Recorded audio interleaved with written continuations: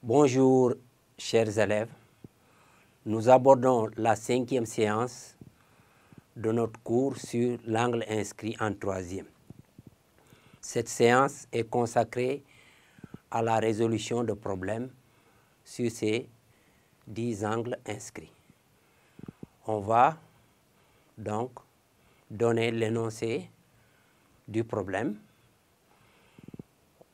Il faut tracer un cercle de centre O, puis deux cordes MN et RS de support perpendiculaire en A et qui ne contiennent pas le point O qui est le centre du cercle. On appelle I le milieu du segment RN et J le point d'intersection des droites AI et MS. Donc, on demande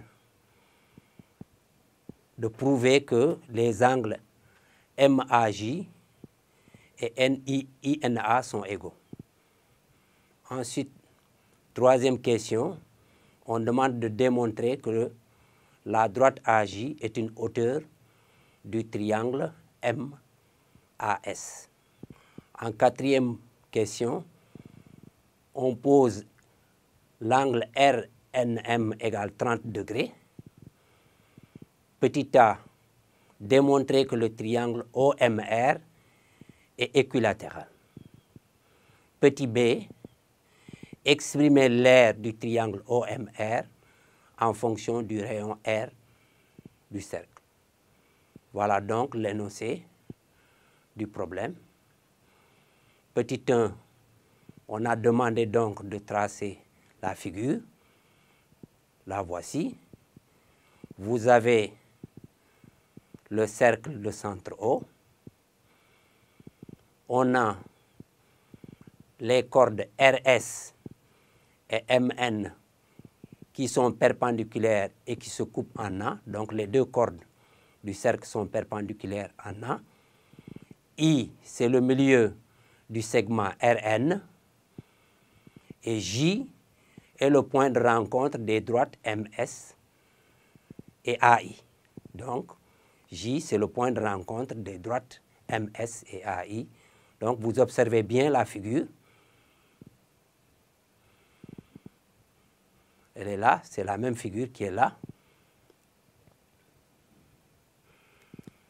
Donc, on va démontrer que l'angle MAJ est égal à l'angle INA.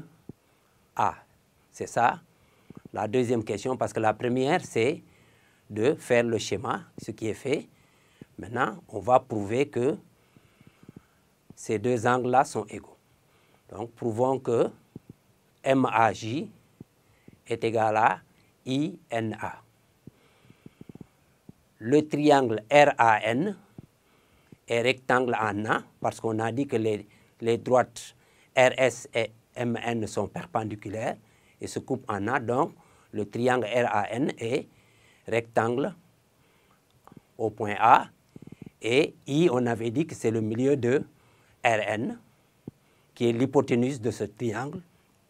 Donc, en invoquant une propriété de 5e, on a le milieu de l'hypoténuse est situé à égale distance des trois sommets du triangle. Donc, on a bien IN est égal à IA. Donc, le triangle INA est isocèle en I. Maintenant, vous avez une propriété d'un triangle isocèle qui nous dit que les angles à la base d'un triangle isocèle sont égaux. Donc, dans le triangle INA, qui est isocèle en I, les angles à la base sont égaux. Ces angles sont INA et IAN. Donc, on a les angles IAN et INA qui sont égaux. Ce sont les deux angles à la base du triangle IAN qui est isocèle en I. Cette première relation, on l'appelle relation 1. On a aussi les angles IAN et MAJ, comme vous voyez sur la figure, ces deux angles sont opposés par le sommet. Or, vous avez vu aussi en cinquième que deux angles opposés par le sommet ont la même mesure. Donc, ce qui veut dire que IAN est égal à MAJ. Cette deuxième relation, on l'appelle relation 2. Donc, les angles IAN et MAJ étant opposés par le sommet, ils ont la même mesure. On avait vu la première relation, c'était que IAN égale à INA. La deuxième, IAN égale à MAJ. Donc, vous voyez que de ces deux relations, on tire l'égalité INA égale à MAJ. Et c'est cette relation qu'on nous avait demandé, de démontrer dans l'énoncé. Donc, en utilisant la relation 1 et la relation 2, on déduit donc que la mesure de l'angle INA est égale à celle de MAJ. Donc, on va maintenant montrer que la droite AJ est une hauteur du triangle MAS. Vous savez ce que c'est qu'une hauteur, une hauteur d'un triangle? C'est une droite qui passe par un sommet et qui est perpendiculaire au côté opposé à ce sommet. Si nous prenons les angles INA et JSA, vous voyez que ce sont deux angles inscrits qui interceptent le même arc, qui est l'arc MR. Donc, d'après la propriété qu'on a vue dans le cours, deux angles inscrits interceptant le même arc ont la même mesure. Donc, les angles INA et JSA sont deux angles inscrits interceptant le même arc qui est MR. On peut donc en déduire que ces deux sont égaux. INA est égal à JSA et cette relation, on l'a appelée 4, relation 4. Donc, ces deux angles étant inscrits interceptant le même arc, ils ont la même mesure. Et donc, en utilisant les relations 3 et 4, la relation 3, rappelez-vous, c'était INA égale à MAJ. Et la relation 4 que nous avons ici devant nous, c'est INA égale à JSA. Donc, de ces deux relations, on tire l'égalité MAJ, l'angle MAJ, a la même mesure que JSA. Donc, MAJ égale à JSA. Cette relation, on l'appelle 5.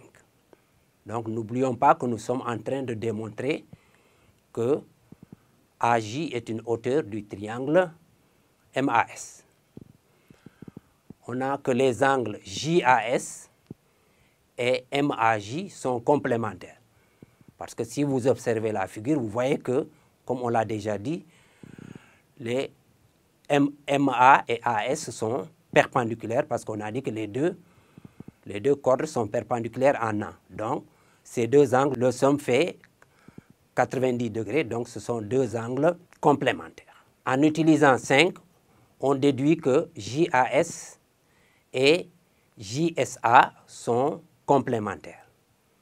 Donc, ça veut dire que dans le triangle JAS, on a deux angles qui sont complémentaires, ce qui veut dire que ce triangle est rectangle en J. Ce qui signifie donc que AJ est perpendiculaire à MS. Donc, dans le triangle MAS, on a la droite AJ qui passe par le sommet A et qui est perpendiculaire au côté MS. Ça signifie donc que cette droite-là est une hauteur du triangle, de ce triangle, donc du triangle MAS. Donc ça, c'est la troisième question que nous venons de démontrer, c'est-à-dire que la droite AJ est une hauteur du triangle MAS. Et vous voyez que pour le faire, pour montrer cela, on a utilisé d'abord le fait que les angles MAJ et JAS sont complémentaires. Ensuite, MAJ égale à JSA. Donc ça veut dire que MAJ et AJS et JAS sont complémentaires. Et donc ça veut dire que le triangle JAS est un triangle rectangle. Donc ça veut dire que la droite MS est perpendiculaire à AJ. Donc AJ est une hauteur du triangle MAS. Donc quatrièmement, si on considère l'angle MOR qui intercepte le même arc que l'angle RNM, donc on revient à la propriété principale de ce chapitre qui nous dit que la mesure de l'angle au centre est égale à 2 fois la mesure de l'angle inscrit qui intercepte le même arc. Donc ça veut dire que MOR égale à 2 fois RNM est égal à 2 fois 30 degrés, ça fait donc 60 degrés. Or, on sait que le triangle OMR est isocèle parce que les côtés OM et OR sont des rayons, donc sont égaux. Et on vient donc de montrer que l'angle MOR égale 60 degrés. Donc, si un triangle isocèle a un angle de 60 degrés, on en déduit que c'est un triangle équilatéral.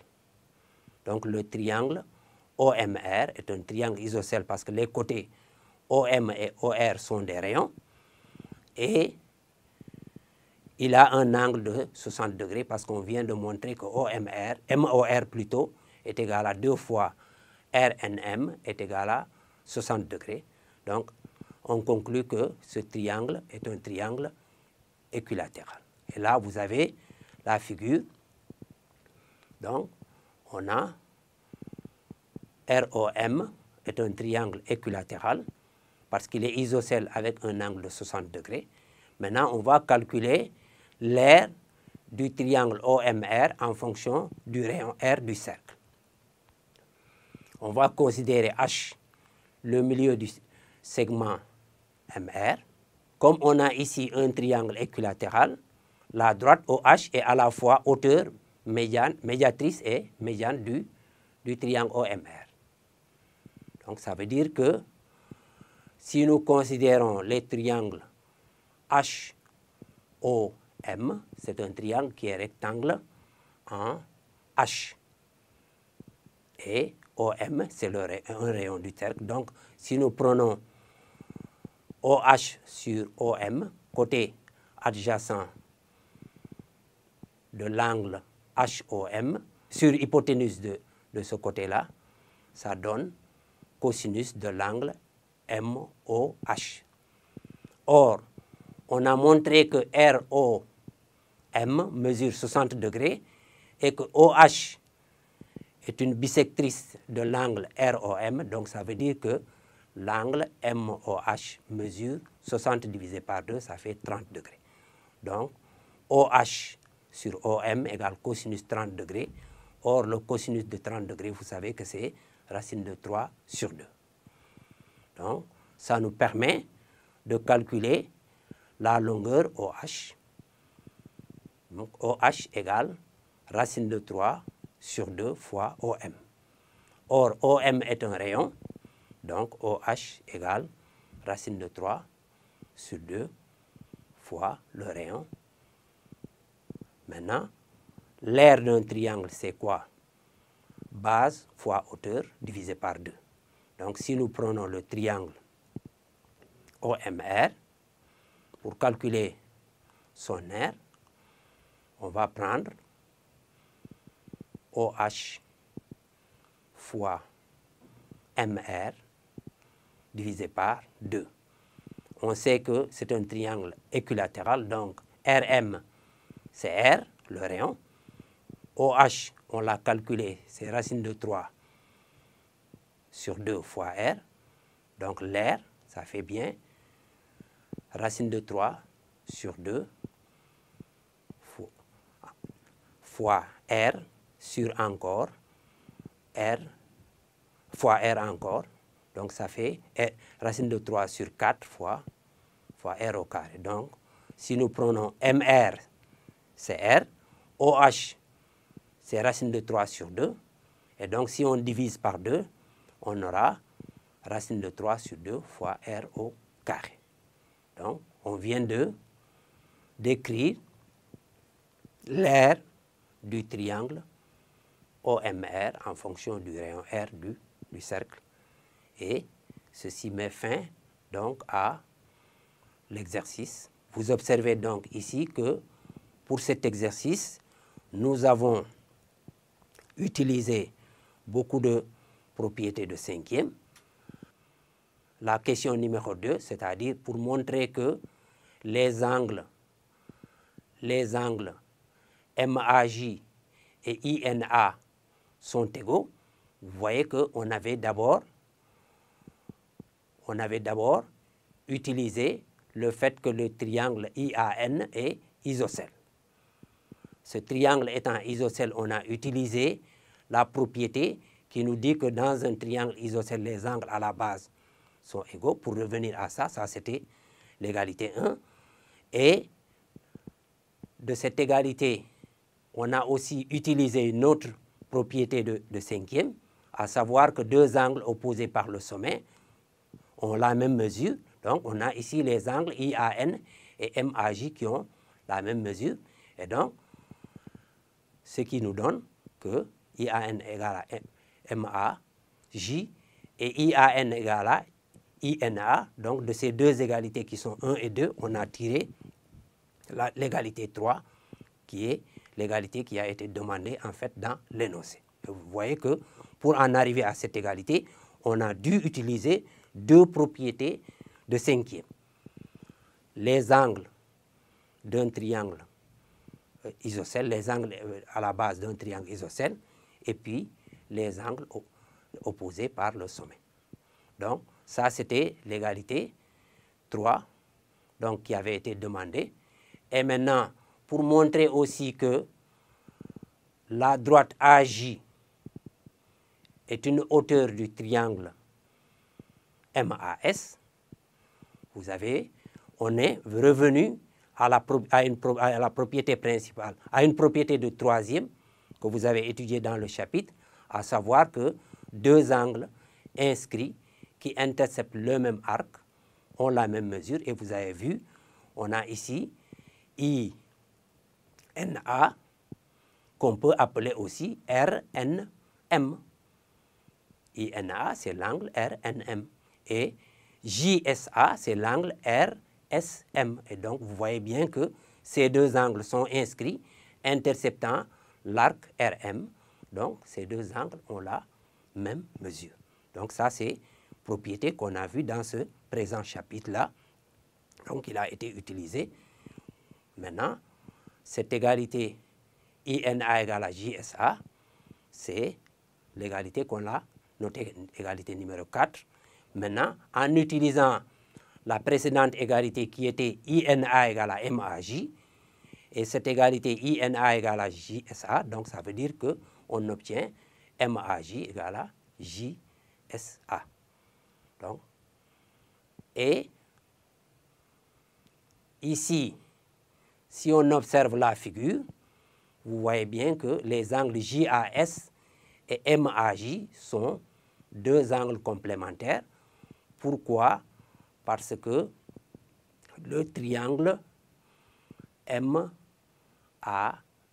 est un triangle rectangle, c'est-à-dire qu'on a dit que les cordes MS et RS, MN plutôt et RS sont perpendiculaires. Donc, les angles JAS et MAJ sont complémentaires, c'est-à-dire que leur somme fait 90 degrés. Et en utilisant l'égalité 5, on voit que JAS et JSA sont aussi complémentaires. Parce que l'égalité 5, on peut la revoir, c'est, voilà, MAJ égale à JSA. Ensuite, ici, MAJ et JAS sont complémentaires. Mais comme MAJ égale JSA, on peut remplacer le MAJ par JSA pour dire simplement que JAS et JSA sont complémentaires. Et là, ça nous renvoie encore à une propriété de cinquième qui nous dit que si dans un triangle, les angles aigus sont complémentaires, ce triangle est rectangle. Donc, dans le triangle JAS, les angles JAS et JSA sont complémentaires. Donc, ça veut dire que AJ est perpendiculaire à JS. Et donc, cela prouve que dans le triangle MAS, la droite AJ passe par le sommet A et est perpendiculaire au côté MS. Et ça signifie que cette droite-là est une hauteur de ce triangle. Donc, vous voyez qu'on a utilisé beaucoup de propriétés antérieures à la troisième, principalement des propriétés de cinquième. Pour dire que toujours il faut avoir à l'esprit que si on me donne des propriétés de troisième, je ne m'en limite pas seulement à ces propriétés.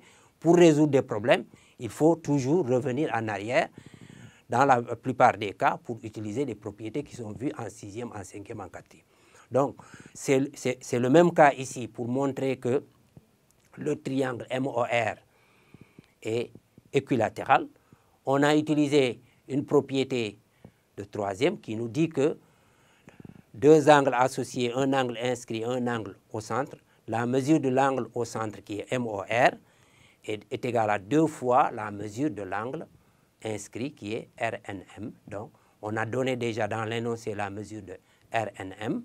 Donc, ça veut dire que MOR a pour mesure 2 fois 30 degrés, ça fait 60 degrés.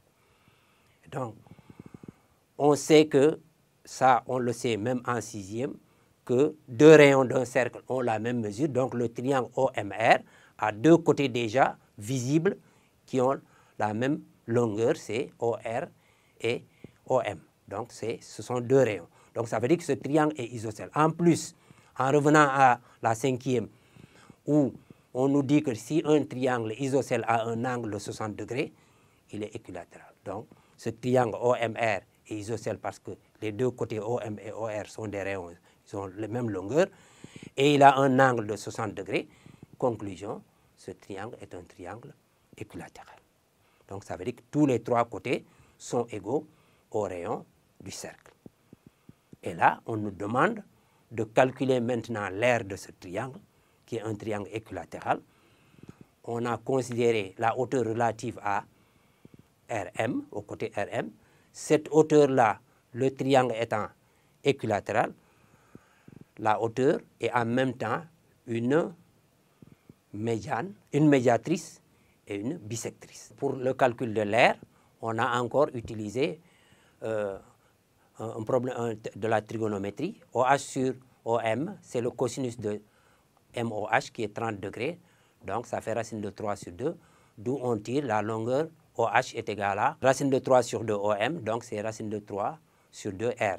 Donc, l'aire, c'est base fois hauteur divisé par 2. La base, c'est MR, le côté MR. La hauteur, c'est OH sur 2, et donc ça donne racine de 3 sur 4 R au carré. Donc, on l'a récapitulé, en fait, c'est pour insister sur, en fait, les démarches qui ont été utilisées, les propriétés qui ont été utilisées, qui sont, pour l'essentiel, beaucoup de propriétés ont été utilisées qui viennent que vous avez vu en cinquième. Donc, c'est avoir cela en esprit. Donc, je vous remercie, je vous prie de prêter attention à cela. Donc, c'est ça. Merci beaucoup. À la prochaine.